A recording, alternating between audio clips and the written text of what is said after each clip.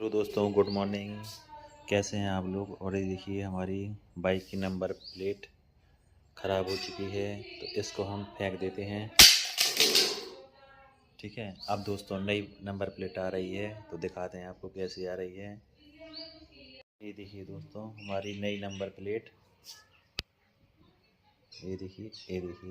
ये आ चुकी है।